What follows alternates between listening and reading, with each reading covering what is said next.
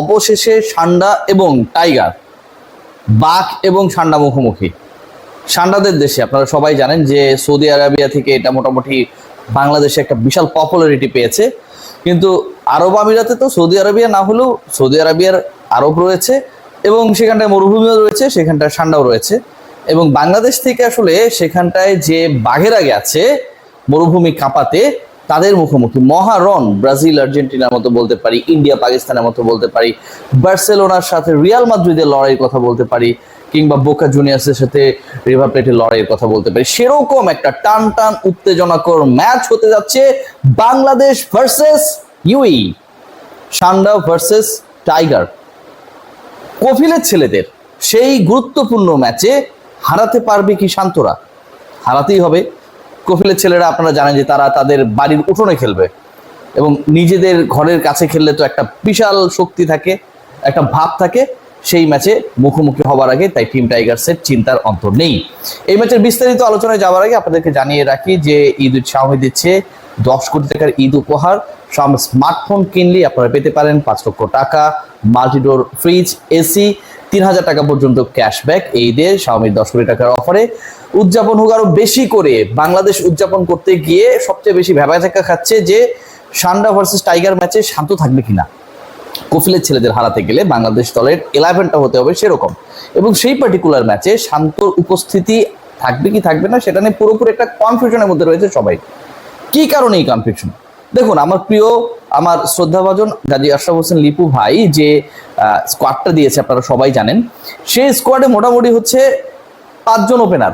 কারণ শান্ত কদিন আগে ওপেন করেছিল, ওপেন করার অভিজ্ঞতা রয়েছে, ওপেনার হিসেবে তাকে আমরা খেলিয়ে দিয়েছিলাম।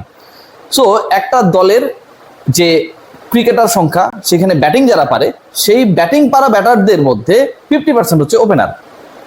আমরা সবাই জানি যে আমাদের তানজিদ তামিম রয়েছেন সেই পার্টিকুলার দলে, সৌম্য সরকার রয়েছেন, পারভেজ ইমন রয়েছেন, লিটন কুমার দাস রয়েছেন নাজমুল হোসেন শান্ত। এখন এই যে 5 জন ওপেনার রয়েছেন যারা ওপেন করতে পারেন, এদের মধ্যে আসলে কারা খেলবেন কারা খেলবেন না। মিডল অর্ডারে ক্রিকেটার মাত্র একজন, তাওহিদ হৃদয়, বাকি মিডল অর্ডার বলে কেউ নেই। আপনারা বলতে পারেন যে শামীম পাটোয়ারি আছে, আপনারা বলতে পারেন যে আমাদের অনেক প্রিয় জাকের আলী অনেক রয়েছে। সবশেষে বাংলাদেশের হয়ে যখন তারা খেলেছিলেন, আপনারা সবাই জানেন উইন্ডিজের এগেনস্টে, তাদের দুজনের ব্যাটিং অর্ডার 3 ম্যাচে ভিন্ন ভিন্ন রকম ছিল। আপনারা সবাই জানেন যে একটা ছিল 6, একটা ছিল 7, একটা ছিল 8। তো 6, 7, 8-এ যারা ব্যাট করেছে তাদেরকে নিশ্চয়ই আমি মিডল অর্ডারের ব্যাটার অভিহিত করার চেষ্টা করব না। লোয়ার মিডল বলতে পারি, ফিনিশার বলতে পারি, যেভাবেই হোক আমরা সেইভাবে স্ট্রক ওভার্সগুলোকে কাজে লাগানোর জন্য আসলে যেই ক্যাটাগরিতে তাদেরকে নামান্তরিত করি না কেন, সেই নামে তারা আসলে পরিচিত হবেন, ডেফিনেটলি মিডল অর্ডার না। তাহলে ওপেনিংয়ে যদি 2 জন ব্যাটার নামেন, সেই পার্টিকুলার জায়গাটাতে 2 জন থাকলেনি। গাজী আশরাফ হোসেন লিপু বলে দিয়েছেন যে Liton Kumar Das he will bat on number 3, তার মানে লিটন কুমার দাস 1 ডাউনে নামছেন। নাম্বার 4-এ তাহলে কে? লিটন যদি নাম্বার 3-তে নামেন, নাম্বার 4-এ কে? It's a $1 million question. কারণ 4 নম্বরে কি আপনি শান্তকে খেলাবেন? যেই শান্ত 4 নম্বরে খেলেই না, যেই শান্ত এমন একটা ফরম্যাট খেলতে গেছে যেই ফরম্যাটে তার পারফরমেন্স রাদার দেন আদার ফরম্যাটসের তুলনায় খুবই খারাপ, সেই পার্টিকুলার ফরম্যাটে যিনি ওই জায়গায় খেলেন না তাকে ওই খেলাবেন? আর যদি আপনার না খেলান, ধরেন শান্তকে প্রথম ম্যাচে সান্ডা ভার্সেস টাইগার গুরুত্বপূর্ণ ম্যাচে কফিলের ছেলেদের বিপক্ষে যখন আমরা মুখোমুখি হব ওখানটায়, সেই ম্যাচে আপনি না খেলানোর যদি ডিসিশন নেন, তাহলে তাকে স্কোয়াডে রাখলেন কেন? সাবেক ক্যাপ্টেন দেখে বা সদ্য সাবেক ক্যাপ্টেন দেখে আমি তাকে স্কোয়াডে রেখে দেব, এই সম্মানটা দিতে হবে? মানে এটা কি আসলে সরকারি চাকরি এলপিআর এ চলে যাওয়ার মতো? যে ঠিক আছে ভাই, আপনার এলপিআর এ গেছেন, আরো পরের 1 বছর একই সুবিধা পাবেন আপনি, তারপর থেকে হচ্ছে আপনার পেনশন টেনশন কি যেন হয়, আমি সরকারি চাকরি করি না, এরকম গল্প শুনি আর কি, যে পরের 1 বছরও সেম থাকে, বেতন পাইতেই থাকে। বাংলাদেশ দলের কি অবস্থাটা একই রকম, যে ভাই আপনি খেলেন না খেলেন সমস্যা নাই, এলপিআর যেমন অফিসে যান না যান কোনো ব্যাপার না, এলপিআর এ পাঠিয়ে দিয়ে আপনারা তাকে অ্যাক্টিভ রেখে দিয়েছেন। শান্তকে যদি খেলানো হয়, ওয়াই অ্যাট নাম্বার 4? শান্তকে যদি না খেলানো হয়, why he is in the squad?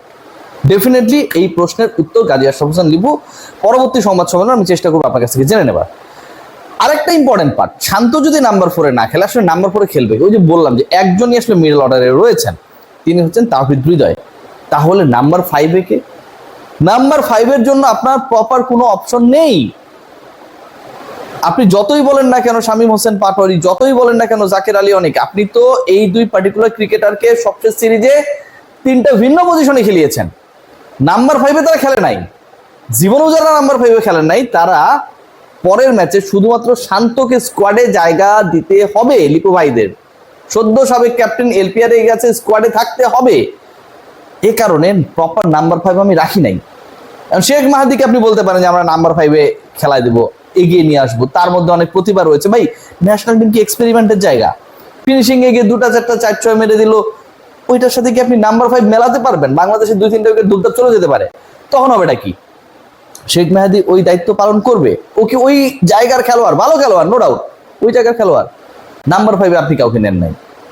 আপনার 6-7-এর জন্য যদি বিবেচনা করা হয়, মানে according to the last series, Shamim Hossain Patwary এবং জাকের আলী অনেককে, তাহলে নাম্বার 5 আপনার নেই। আপনি মেহেদী হাসান মিরাজকেও দলে রাখেন নাই যে আপনি নাম্বার 5-এ খেলাতে পারবেন, বা নাম্বার 4-এ তাকে খেলিয়ে তাহলে দুইজনকে নাম্বার 5-এ খেলাতে পারবেন, এরকম শাফল করার সুযোগ, অপশন আপনার নাই। সো নাম্বার 5-এ আমি মনে করি ফাইনালি শামীম হোসেন পাটোয়ারি, জাকের আলী অনেক, এই দুজনের একজন খেলবেন। জাকের আলী অনেক সম্ভবত নাম্বার 5-এ খেলবেন, নাম্বার 6-এ শামীম হোসেন পাটোয়ারি। ওপেনিং এ কোন দুজন, এই আলোচনাটুকু আমি করিনি, আমি 3 থেকে আলোচনা এসেছি, এবং 3 থেকে আমি বলেছি আপনাদেরকে যে লিটন কুমার দাস 3-এ ব্যাট করবেন, 4 নম্বরে তাওহিদ হৃদয়। অনেক আলোচনা, অনেক বিতর্ক, অনেক পেঁচানোর পরে যেটা আপনারা বলেন আমাকে, নাম্বার 5-এ এবং নাম্বার 6-এ আমি মনে করি যে জাকের আলী অনেক এবং শামীম হোসেন পাটোয়ারি খেলবেন। ওপেনিং এ সৌম্য সরকার অবশ্যই খেলবেন। সৌম্য সরকারের পার্টনার কে হবেন? অফ ফর্মে থাকা তানজিদ হাসান তামিম নাকি পারভেজ হোসেন ইমন? পারভেজ হোসেন ইমন সবশেষ ম্যাচ যেটা খেলেছেন সেখানটা 21 বলে 40 রানের কাছাকাছি একটা ইনিংস খেলেছেন। আমি মনে করি Parvez Hossain Emon should be given another chance. Parvez Hossain ইমনকেই খেলানো উচিত অ্যাকর্ডিং টু দ্য পারফরমেন্স এবং according to the way actually we deprived him series after series. So Parvez Hossain Emon is my preference. Parvez Hossain Emon এবং সৌম্য সরকার তারা দুজন ওপেনিং এ করবেন। 3 থেকে 6 পর্যন্ত নাম্বার 6-এ শামীম হোসেন পাটোয়ারি, নাম্বার 5-এ হচ্ছে জাকের আলী অনেক, নাম্বার 4-এ আপনারা সবাই জানেন তাওহিদ হৃদয়। 7 এটা কে খেলবে? যে দেখেন ফিনিশিং রোলে কিন্তু আমরা একটা গ্যাপে পড়ে গেছি, ফিনিশিং রোলে আমরা একটা গ্যাপে চলে গেছি। 7-8-এ রিশাদ হোসেন এবং শেখ মাহাদি এই দুজন খেলবেন। হয়তো নাম্বার 7-এ রিশাদকে খেলানো হবে অথবা শেখ মাহাদিকে, আর যাকে খেলানো হবে নাম্বার 7-এ অপরজনকে, মানে মাহাদিকে 7-এ খেলা হলে রিশাদ 8-এ, রিশাদকে 7-এ খেলা হলে মাহাদি 8-এ খেলবেন। আর পরের যে 3টা স্পট 3জন পেসার বাংলাদেশ নিশ্চয়ই খেলানোর চিন্তা ভাবনা করবে হোপফুলি। সেই জায়গাটায় মুস্তাফিজ আপনারা জানেন যে এনওসি পেয়ে গেছে, আইপিএল সব ম্যাচই খেলবে। আমি সকালে একটা কন্টেন্ট করেছিলাম এবং সেখানটা বলেছিলাম যে এনওসি পেয়ে যাচ্ছে, এবং সেখানটা আলোচনা করেছিলাম যে অন্তত 2টা ম্যাচ তিনি এখানটায় পাচ্ছে, 5টা ম্যাচ পর্যন্ত খেলতে পারেন। তিনি প্রথম ম্যাচ খেলার পরেই ভারতে চলে যাবেন আইপিএল খেলার জন্য। সো মুস্তাফিজকে তো আসলে প্রথম ম্যাচে রাখাই হয়েছে খেলানোর জন্যই। নাম্বার 9-এ মুস্তাফিজ, নাম্বার 10, নাম্বার 11, এই যে জায়গা দুটা রয়েছে, এই জায়গায় হচ্ছে হাসান মাহমুদ এবং আরেকজন পেসারকে হয়তো বাংলাদেশ দল খেলানোর পরিকল্পনা করবে, যেটা আমার আন্ডারস্ট্যান্ডিং। তাতে বাংলাদেশ ভার্সেস ইউএই, সান্ডা ভার্সেস টাইগার, কপিলের ছেলে ভার্সেস শান্তরা, it's going to be a big fight. শেষ পর্যন্ত কি হয় দেখার অপেক্ষা। সবাই ভালো থাকবে।